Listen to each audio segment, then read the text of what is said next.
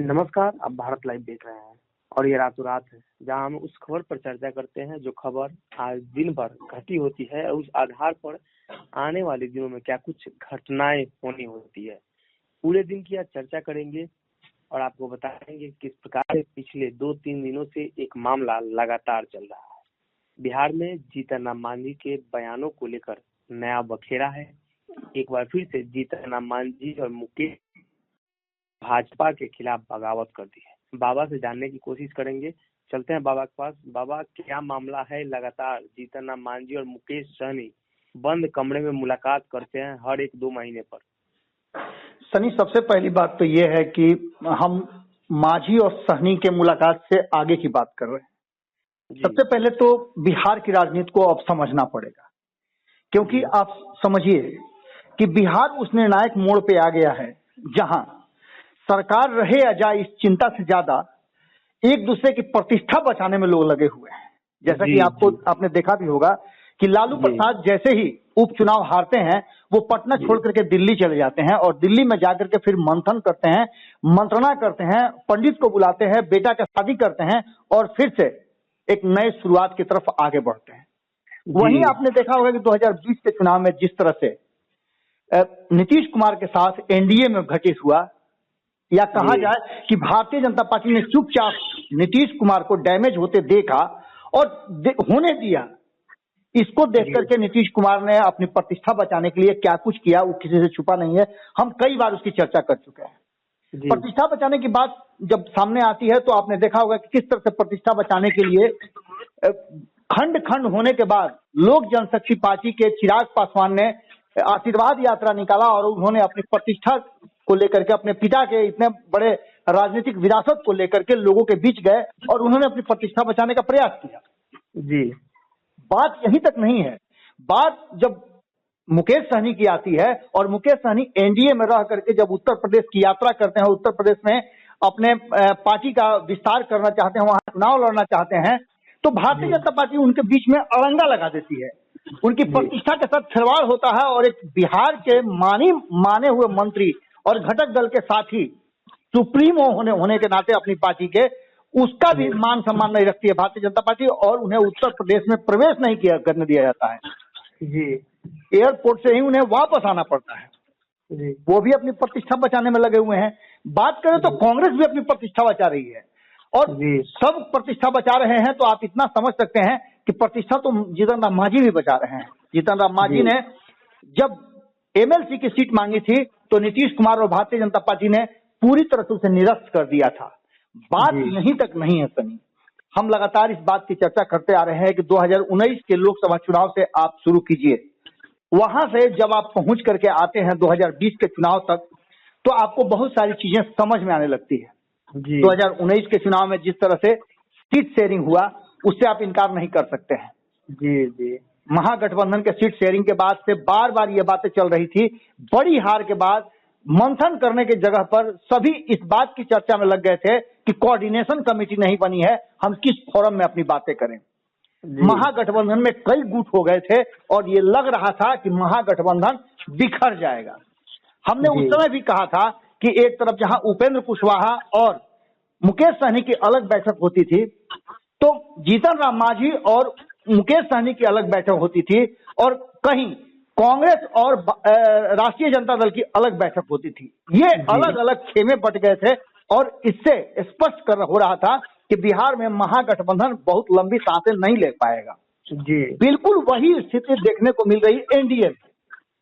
आपने देखा होगा कि दो बड़ी पार्टियां 2020 के चुनाव में अपने अपने हिस्से के सीटों से, हम इसकी चर्चा कई बार कर चुके, जी जी, अपने अपने हिस्से के सीटों को दे करके और किसी तरह से सामंजस्य बिठा करके आपस में सामंजस्य बना करके इन लोगों को दरकिनार कर दिया था, मुकेश सहनी हो या जीतन राम मांझी हो। हालांकि जीतन राम मांझी ने इस बात को लेकर के कभी जाहिर नहीं किया कि नीतीश कुमार के साथ रह करके वो असहज महसूस कर रहे हैं, लेकिन उन्होंने एनडीए में इस बात को लेकर के बार बार कहा कि छोटी पार्टियां हम हैं, कम संख्या वाले हैं, हमारे साथ जो व्यवहार हो रहा है वो घटक दल जैसा नहीं है।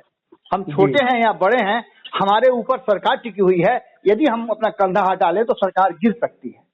इन सारी बातों को लेकर के मुकेश सहनी के साथ जो व्यवहार हुआ उसके बाद कई बार मुकेश सहनी मिल चुके हैं, लेकिन इन सब बातों के बीच में आपने देखा होगा कि अक्सर जो फैसले होते हैं उस फैसलों से कहीं ना कहीं बाहर रखा जाता है मुकेश सहनी और जीतन राम मांझी को। और भारतीय जनता पार्टी और नीतीश कुमार के जो जदयू है आपस में ही फैसले कर लेती है और इस फैसले को लेकर के वो आगे बढ़ जाते हैं, इन लोगों की परवाह तक नहीं करते हैं।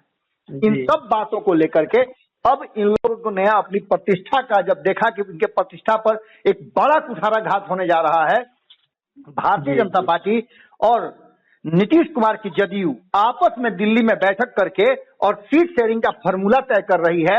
आने वाले जो 24 सीटों के एमएलसी के चुनाव है उस पर अपने मंथन कर रही है, मंत्रणा कर रही है और इन लोगों को उससे एकदम बिल्कुल दरकिनार रखा गया है।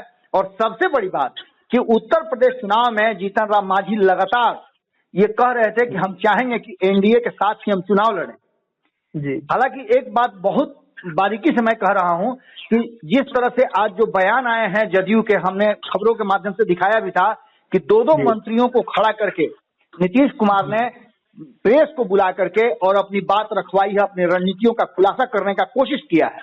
उन्होंने एक बार फिर से ये दर्शाने का कोशिश किया है कि एनडीए में सब कुछ ठीक ठाक है, भारतीय जनता पार्टी के संबंध नीतीश कुमार के बेहतर है। और जब जीतन राम मांझी ने ब्राह्मणों पर इतना बड़ा आघात किया था, जो शब्द बोले थे, उसके बाद से आपने देखा होगा कि भारतीय जनता पार्टी चुप थी, नीतीश कुमार चुप थे। ऐसा लग रहा था कि कहीं ना कहीं भीतर खाने ये लोग आपस में बातें कर रहे हैं जी। और उसका प्रकटीकरण आज हुआ जब मीडिया ने सवाल खड़े किए कि उत्तर प्रदेश में जदयू क्या करेगी, तो उसका जवाब सीधे आया कि जो पार्टी के राष्ट्रीय अध्यक्ष हैं ललन सिंह, उन्होंने भारतीय जनता पार्टी के साथ बातचीत कर लिया है, सामंजस्य हो गया हमारा, अभी सीट क्लियर नहीं है लेकिन हम एनडीए में ही चुनाव लड़ेंगे। अब ऐसी स्थिति में आप समझ लीजिए कि एनडीए का मतलब सिर्फ भारतीय जनता पार्टी और जदयू नहीं होता है जी। ये दोनों ही दल के लोग इस बात को लेकर के काफी परेशानी में भी रह सकते हैं और इन्हें चिंताएं भी हो सकती हैं कि आखिर इन दोनों को छांट करके एनडीए की घोषणा कैसे हो गई और कैसे जदयू ने ये बात कह दिया, जबकि दोनों भारतीय जनता पार्टी से नीतीश कुमार के लिए अक्सर लड़ाई मोल लेते हैं और जहां जहां जरूरत महसूस होती है भारतीय जनता पार्टी इन लोगों को परेशान करती है।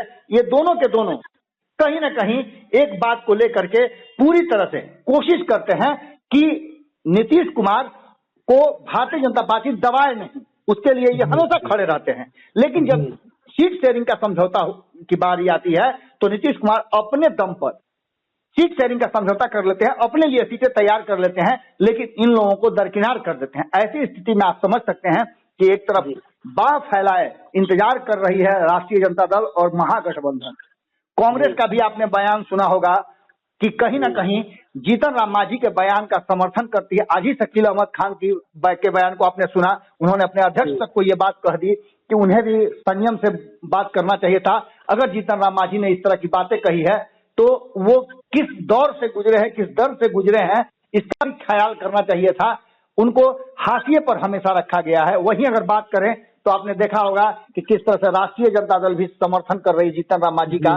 ये साफ दर्शा रहा है कि कहीं ना कहीं जीतन राम मांझी और मुकेश सहनी के बीच जो वार्ता हुई है, जो बातचीत हुई है, भले ही उसे कैजुअल कहा जाए, लेकिन मुकेश सहनी के चेहरे की जो हंसी थी वो बहुत कुछ कह रही थी, साफ बता रही थी कि कोई ना कोई फैसला उन्होंने कर लिया है। उन्होंने स्पष्ट तरीके से कहा, बाहर निकल करके आपने खबर भी लगाया था, आपने भारत लाइव पे वो खबर दिखाई भी है कि मुकेश सहनी ने अपने बयान में स्पष्ट कहा है कि मैं इंडिपेंडेंट लड़ूंगा और मैं 167 सीटों पे चुनाव लड़ूंगा।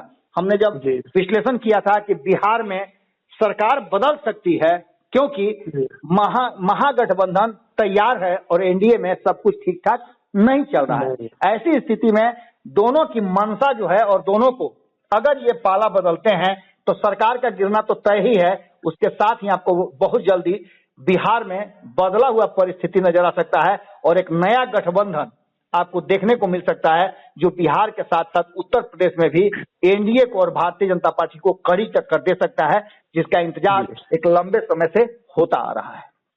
जी, तो एक तरफ जहां मुकेश सहनी और जीतन राम मांझी की आज मुलाकातें हुई हैं, दूसरी तरफ मुकेश सहनी ने साफ तौर पर कह दिया है कि आने वाले यानी उत्तर प्रदेश में जो चुनाव होने हैं उसमें जीतन राम मांझी यानी मांझी और मल्लाह साथ में चुनाव लड़ेंगे और हमारा चुनाव चिन्ह नाव छाप होगा। उन्होंने ये तौर पर कहा है कि अब उत्तर प्रदेश में सबसे बड़ी समस्या भाजपा के साथ उत्पन्न होगी, क्योंकि मुकेश सहनी लगातार कहते हैं कि निषाद समाज की वोट बैंक 16 से 17% है। उसके बाद मांझी जीतन राम मांझी जाएंगे। जदयू भी अगर एनडीए गठबंधन में अगर नहीं हो पाता है, सीट शेयरिंग का मुद्दा तय नहीं हो पाता है, तो जदयू ने भी ऐलान किया था कि 5 राज्यों में वो चुनाव लड़ेगी। तो देखने वाली बात है, एक तरफ जहां बिहार में लगातार घमासान मचा हुआ है सरकार के बीच, वहीं दूसरी तरफ बिहार के बाहर भी अब एनडीए गठबंधन दल पर दबाव है कि हमें भी अपने गठबंधन दल में शामिल कीजिए, यानी एनडीए में शामिल कीजिए। ऐसे में बिहार की सरकार पर क्या प्रभाव पड़ता है? और सबसे बड़ा सवाल यही है कि जैसे बाबा ने बताया कि मांझी और मुकेश सहनी ने एक नया बखेड़ा खड़ा कर दिया है, तो देखने वाली बात है कि एनडीए गठबंधन दल में ये सब कैसे ठीक हो पाता है, और खासकर तब जब उत्तर प्रदेश में चुनाव हो। बहरहाल इस खबर में इतना ही। आपको हमारा एक खबर कैसा लगा हमारे कमेंट बॉक्स में अपनी राय दे सकते हैं। बहुत बहुत धन्यवाद। अगर ये वीडियो पसंद आई और वह बिहार के राजनीति और बिहारियत से सरोकार रखेनी तो सब्सक्राइब बटन दबा के चैनल के सब्सक्राइब कर ली। ओजे एगो घंटी बा, ओकरा बटन दबा देला से कुल सटीक और मारक खबर रुआ मुफ्त में मिल जाई। अगर रुआ पत्रकारिता के हमनी के नया प्रयोग में सहयोग कर चाहतानी तो ज्वाइन बटन दबा दी। पेटीएम नंबर नोट कर ली 9386816700। धन्यवाद।